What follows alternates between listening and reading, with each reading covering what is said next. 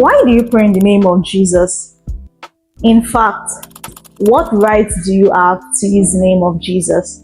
I'll be answering these two major questions in this video. Hi there, welcome to this channel. This is the first video I'll be uploading since I created this channel. And if you are clicking this video and you've not subscribed, this is another time for you to subscribe. And for my returning subscribers, thank you so much for coming to watch this video. And for the first time subscribers, thank you for coming to watch this video. Thank you for clicking this video.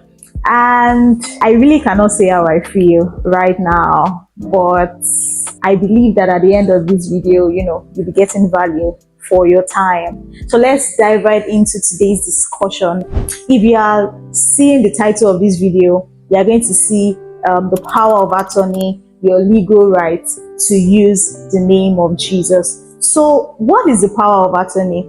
A power of attorney is a written document that transfers authority that a person has to another person. Now let me paint a simple scenario to help you understand that concept better.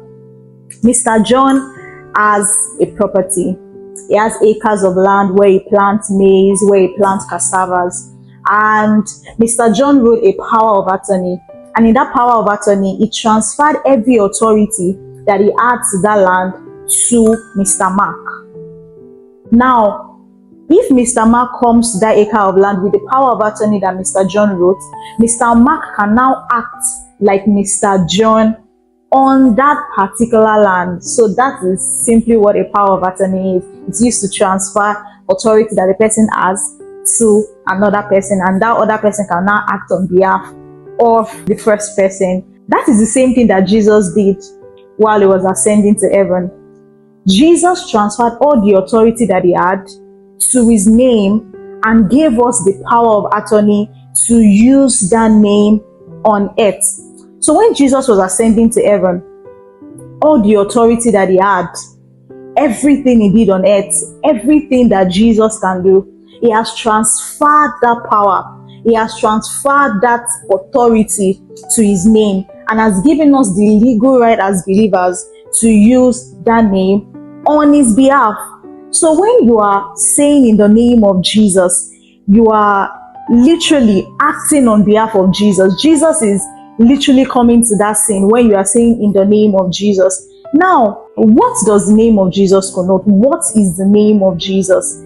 A lot of us use the name of Jesus for a couple of things. Sometimes during your birthday parties or any celebration that you are doing, when you want to cut your cake, you cut your cake with Jesus, or you are gossiping and someone told you that, my day is pregnant, and you exclaim, Jesus. Or you want to kill a particular insect and you are scared and you're like, Jesus, Jesus, especially cockroaches. For me, I am of the opinion that cockroaches should not be existing in this world. What is the name of Jesus? Philippians chapter 2 from verse 9 to 11. I read.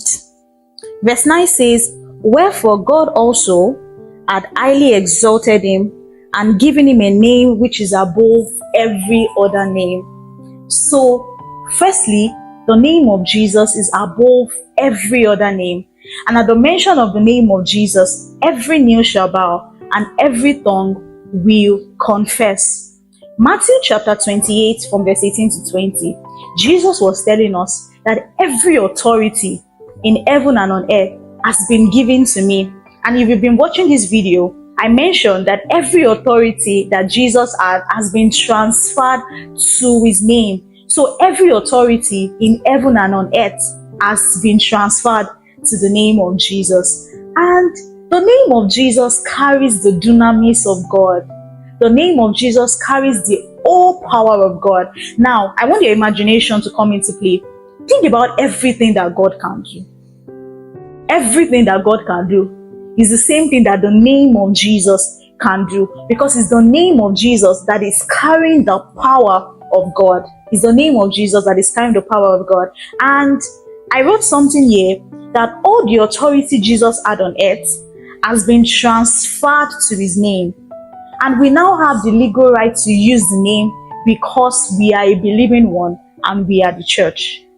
Every authority that Jesus had has been transferred to his name. I've established that already. And he has given us the legal right to use the name.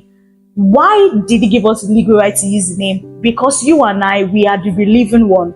We have believed on the name of Jesus. We have believed in the name of Jesus, and we are the church. E.W. Kenyon wrote something, and I found it very instructive. He said that the measure of his ability, that's the measure of Jesus' ability. Everything that Jesus can do is the measure of the value of his name. Everything that Jesus can do is the same thing that his name can do. Everything that God can do is the same thing that the name of Jesus can do. And all that is invested in that name. Now, every power, every resources that has been invested in the name of Jesus has now been given to you and I, now belongs to us, because Jesus has given us the unqualified use of his name. John 16:24. Whatever you ask my Father in my name, whatever you ask the Father in the name of Jesus, you are sure that you are going to receive it, because it's Jesus that has given you the legal right. He has given you the authority to use his name in the place of prayer. Now, what are the rights we have to use the name of Jesus? What rights do we have to use the name of Jesus? Firstly, we have the right to use the name of Jesus in prayer. John 16:23. Whatever you ask the Father in my name, you shall receive. So we do not pray to the Father in the Father's name. We pray to the Father in the name of Jesus. And when we come to the place of prayer, we do not come cowering. We do not come scared. We do not come, like people that do not have authority. We come to the place of prayer boldly, because you and I can now use the name of Jesus boldly in the place of prayer. And that is how God wants you to come. God does not want you to come to the place of prayer with guilt. God does not want you to come to the place of prayer feeling condemned. He wants you to come to the place of prayer boldly, because you have the right to use the name of Jesus while praying to the Father. Also, we have the right to use the name of Jesus in combat. So Jesus did not send us into the world, without backing. He did not leave us helpless. He gave us something to use. He gave us a weapon to use, and that is his name. Mark 16:17 and 18. It says that in my name you shall cast out devils. So you do not cast out devils in your name. You do not cast out devils in the name of your pastor or in the name of any prophet. You cast out demons in the name of Jesus, because that is only what they respond to. That is only what they respond to. So you will not be like the 7 sons of Sceva. So you cast out devils in the name of Jesus. So we have the right to use the name of Jesus in combat. Whatever you are going through, whatever is looking like is very strong, is warfare. This thing is like it's stronger than my power. The name of Jesus is enough to solve it all, because the name of Jesus carries the dunamis of God. We also have the right to the resources of Jesus through his name. And how do we know the resources that are in the name of Jesus? We know the resources that are in the name of Jesus when we sit down to understand, to meditate on these resources. You see, you cannot have what you don't know. You only have to the extent of which you know. So what you have currently is the extent to which you know. So the resources that you are enjoying currently is the one that you know that are available. The ones that you don't think are available, or you don't know that are available, you cannot enjoy it because you don't know about it. And how do you know? You know about it by pursuing knowledge, by pressing into God's word, by meditating by the help of the Holy Ghost to know these rich resources that is in the name of Jesus. And I believe that when we really understand, when we really meditate on this name and understand the riches that are in the name of Jesus, we are going to see effective results in our life. We also have the right to use the name of Jesus in salvation. So perhaps you are witnessing to someone, you want to lead someone to Jesus, you have the right to use the name of Jesus in salvation. Acts chapter 4 and verse 12. It says that there is no any other name through which a man can be saved. So a man is only saved through the name of Jesus. Through the name of Jesus. And the name is for the church. The name is for you and I. It's not for any other person. It's for you and I. It's for you and I. We are joint heirs with Christ. This name is for you and I. Jesus has given us the unqualified use to use his name on earth, to act on his behalf on earth while he is gone. And this name needs to be hallowed. Now, having understood that the name of Jesus carries the whole power of God, it is important, it is now a responsibility that we have to hallow the name of Jesus. So the name of Jesus is not a name that you just use anyhow.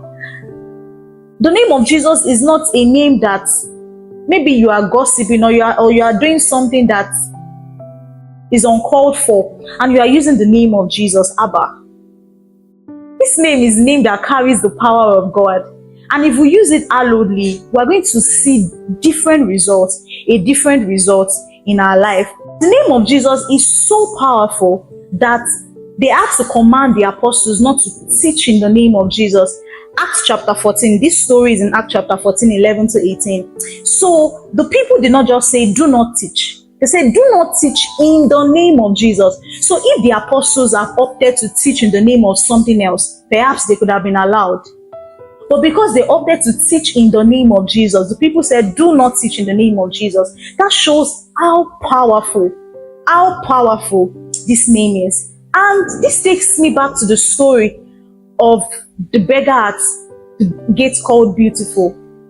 He asked Peter for silver, for gold. Perhaps maybe you have like 2K, urgent 2K that I can give to him. But Peter looked at him and said, silver or gold I do not have, but such I have, I will give to you. In the name of Jesus Christ of Nazareth, rise up and walk. In the name of Jesus Christ of Nazareth, receive life.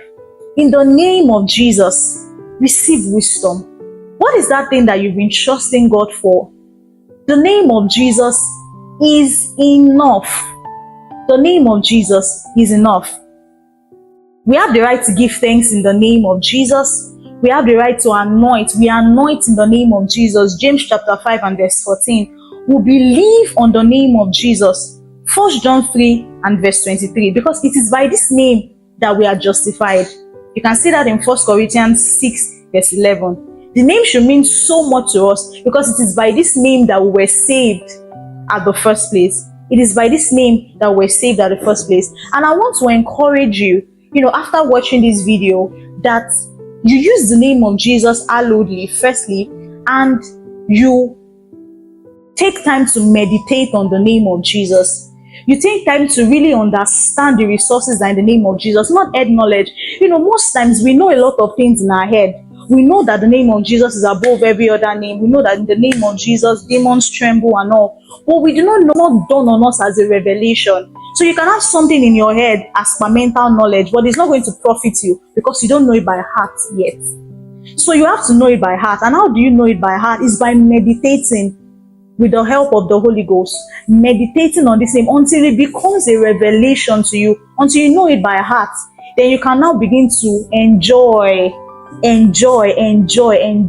riches that is in this name. So use this name of Jesus hallowedly. Use it like someone that has the authority to use it. So when you're saying the name of Jesus, you're not trembling, you're not shivering. You have the authority to use the name of Jesus. And moving on in my channel, after discussing a topic, I'm going to be recommending books for you to read to help you understand further the subject matter that I'm discussing. And on this particular subject, which is the name of Jesus, I'll be recommending 2 amazing books for you to read.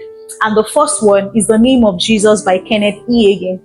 It's an amazing book and it's going to aid your understanding of the name of Jesus. If you want to buy the physical copy and you don't have where to buy it, you can drop a comment under this video. I'm going to respond to you. And for my people that do e-copies, if you need an electronic copy, drop a comment under this video and I'm going to respond to you by sending the electronic copy to you. And the second book is The Wonderful Name of Jesus by E.W. Kenyon. Please read these books. Please take out time to read this book, and of course, read your Bible. Read your Bible. Read your Bible, please. If you have not subscribed to this channel, this is the right time to press that button. Click it now. Like this video, drop a comment, something that you learned. If the video resonates with you, drop a comment, share to your friends, share to your network, share to everybody that you know, because they need to understand the riches that is in this name of Jesus and use the name of Jesus better. Thank you so much for staying to the end. I believe that you got value for the time that you spent on this channel. Subscribe if you've not subscribed to this channel. Thank you so much for watching, and see you in my next video. Bye.